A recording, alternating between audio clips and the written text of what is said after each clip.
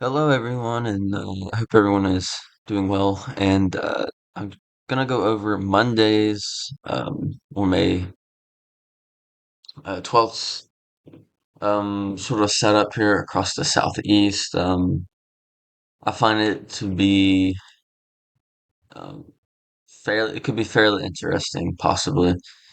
But I'm also gonna kind of talk about the rainfall also across the southeast. A lot of rain up from really from Wilmington down through Tampa, up through Atlanta here. A lot of rain possible. Severe weather the next few days possible. Stormy, rainy overall pattern, but it's much needed for the southeast. But here's that risk for Monday here. You got your marginal from Fort Myers to Columbus, Georgia, Atlanta, Columbia, South Carolina, Charleston, South Carolina. Really just a wind gust and isolated tornado threat, but the tornado threats needs to be watched in this area, especially from sort of Orlando, Tallahassee, up through Savannah, Jacksonville, um, sort of in this area here. Definitely needs to watch out here. I think increased tornado threat, but let's just sort of see what's going on in our 500 millibar winds, sort of see what we can see here. This is a ensemble model, the GEFS. Takes several models, combines them, and throws them out into a mean run here. Um, so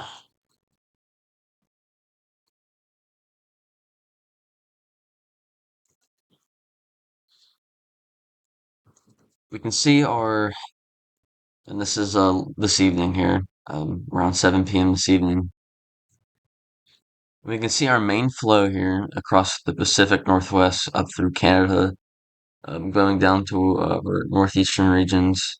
This is our main flow here, and sort of trapped below it here is this sort of closed low, and it's just going to be spinning here the next probably 48 hours before it starts slowly moving northeast. But right now, this is where our sort of closed low will be located. It's going to be sort of over Mississippi, Louisiana, in this general location. Um,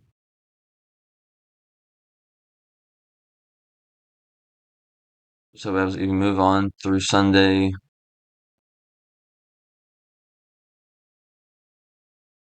night here, again, same location here across Louisiana, Mississippi, but we do start seeing a increase in our flow at the base of this sort of closed low here.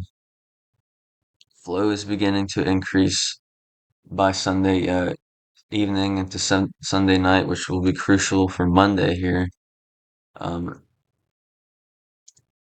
and this is Monday afternoon around 1 p.m. here.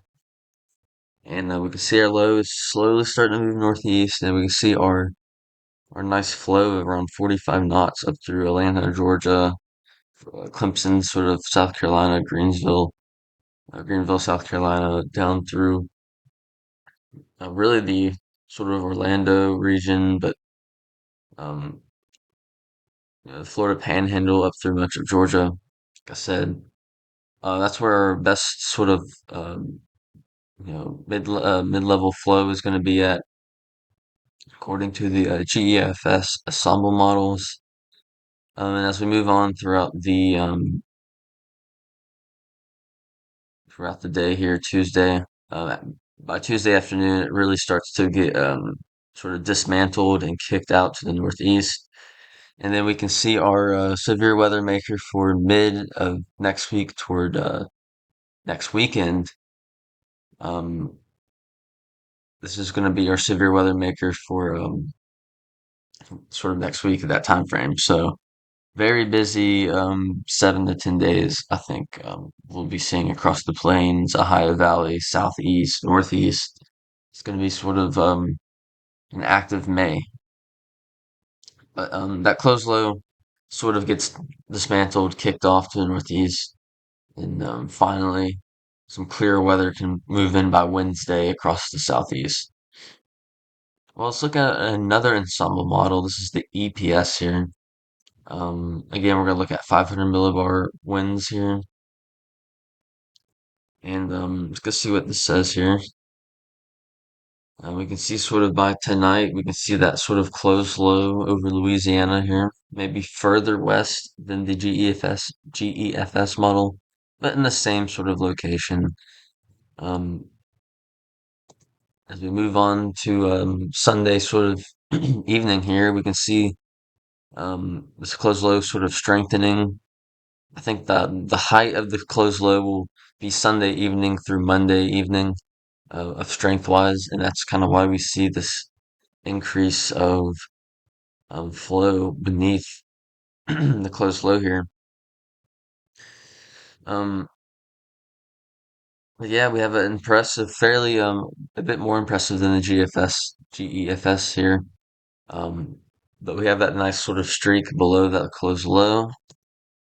As we move on through Monday here, Monday afternoon, a nice 45 to 50 knot sort of streak from Knoxville, Tennessee down through Florida Panhandle.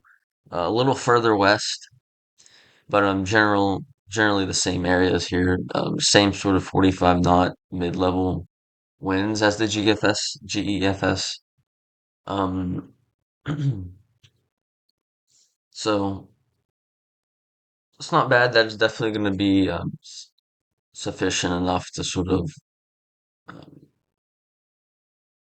increase sort of that severe weather threat.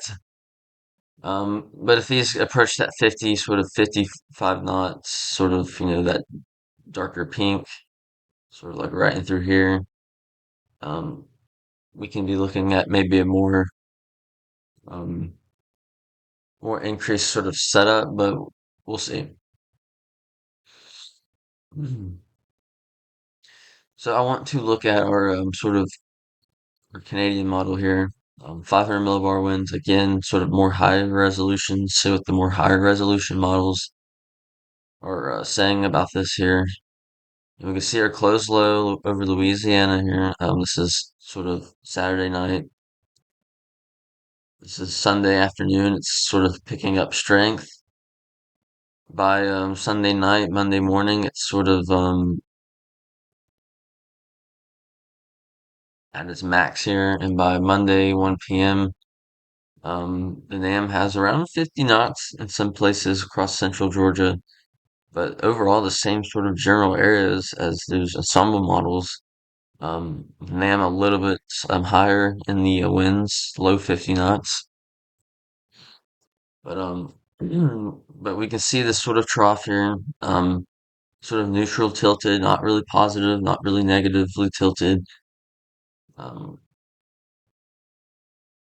again, nice little sector of 500 millibar winds here. I do want to look at our dew points here, see what moisture we're looking at. Um, this is sort of Sunday evening here. We can see our warm sector across the deep south and southeast. Let's kind of move on here to Monday around 1 p.m. here. And again, we can see our low 70s, high 60 dew points according to our Canadian RDPS model. Excuse me.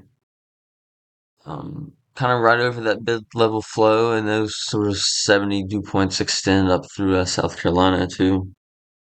But moisture is in place, according to the Canadian here, and if you go on throughout the evening, that moisture sort of stays in place as well. Let's look at the NAM real quick, kind of a closer in view here. We can see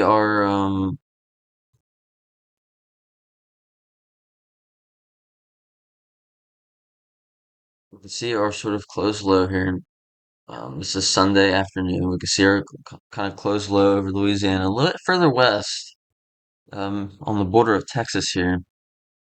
Um, but as we move on throughout the evening into Monday afternoon here, around 2 p.m., our sort of low pressure is over Mississippi, and we have a nice sort of chunk of 45 knot winds again over central Georgia, much of the Panhandle, much of Florida here.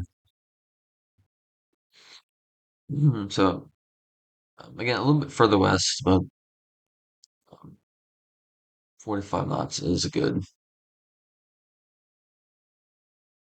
So this is the NAM 3K, same model as I just showed, the 500 millibar winds. This is the dew point around here.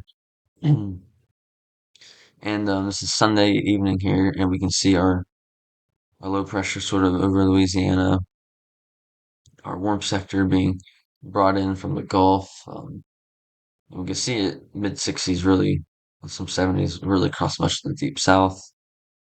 As we move on to Monday here, um, around 2 p.m., we can see mid 60s really across all of the threat area. So mid-level winds, our surface dew points look great.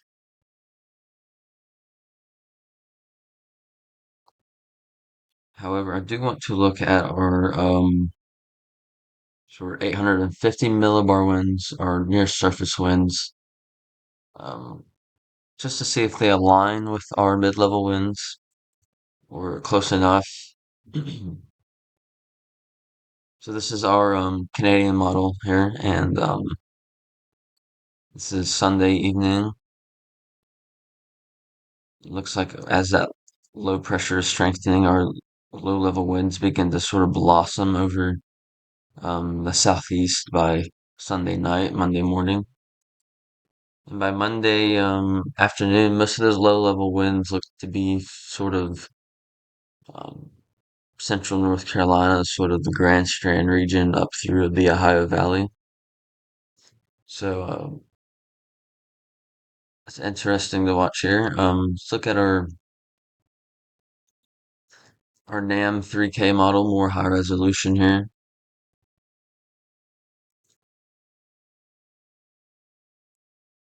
This is Monday morning here. This is around 1 p.m., 2 p.m. Monday. It's further west here. But the NAM actually shows the low level winds sort of closer to the mid level winds that it had, sort of closer overlapping. So this would be very interesting to watch across central Georgia here, even through parts of northern Florida. I think it's going to be interesting to watch, where we do have even if the low level winds aren't too impressive, um, because 35 knot low level winds aren't, um, or 25 knot to 30 knot winds, low level winds aren't great. It's not until you get until to really the 40 knot region, um, where it gets sort of significant. But again, we do have enough sort of low level winds here, according to the NAM 3K, overlapping with the nice surface-based moisture and the 500 millibar sort of winds. Um, I do want to sort of go over the sort of reflectivity here, see what the radar could look like. It's not what it will look like, but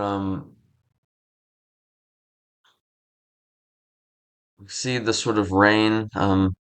Be also nice to mention here. You can see the nice sort of scattered thunderstorm and rain potential today up through tomorrow. This is today afternoon, evening today, tonight, Sunday morning here, Sunday afternoon, Sunday evening. This is Monday morning, so this is the risk day. We can see our sort of banding here kind of taking place through Western Georgia, up down through the Gulf here Monday morning, and as we go through the day, the NAM doesn't really show much here, but I think across sort of a lot of South Carolina it does show some maybe isolated convection across the Western Georgia here, but I think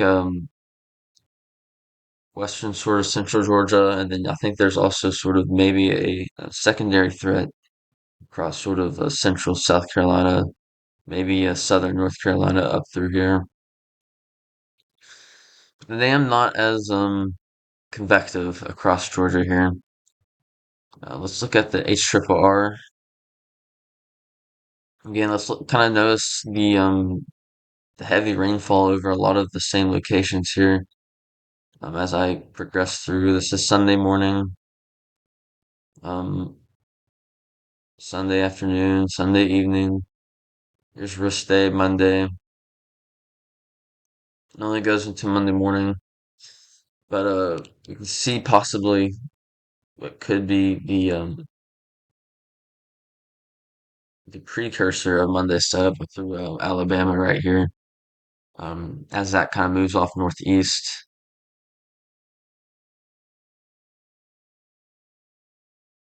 Let's look at the RRFS here. We have to go through last night's model run. Again, kind of notice the rain, the heavy. Again, this is sort of a convective bias where it will overdo sort of the convective storms and the updrafts, but just notice the sort of thunderstorm potential and sort of training and such. But this is Sunday night into Monday morning here. We see that band here um, across sort of eastern Alabama, western Georgia, Florida Panhandle, and as that moves across Monday morning through afternoon, we can see sort of that potential tornado potential, but just the overall severe weather risk across Florida, Georgia, and South Carolina through Monday, and see that secondary sort of risk across upper South Carolina, northern or southern North Carolina here. Um, but as we move on throughout the evening, that sort of risk diminishes, but very interesting sort of setup needs to be watched and sort of monitored.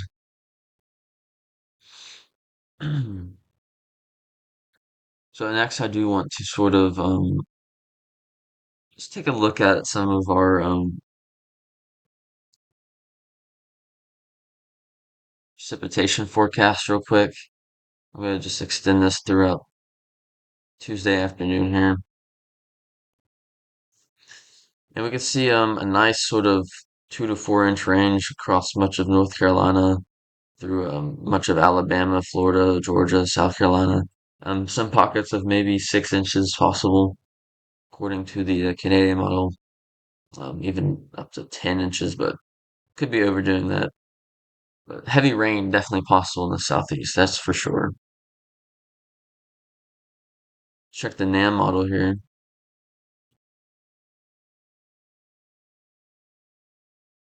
Goes out into Tuesday, sort of evening. Again, sort of central North Carolina up through central Virginia, much of Alabama, Georgia, Florida, South Carolina. 2 to 4 inches possible with some pockets of maybe 5 inches, 6 inches.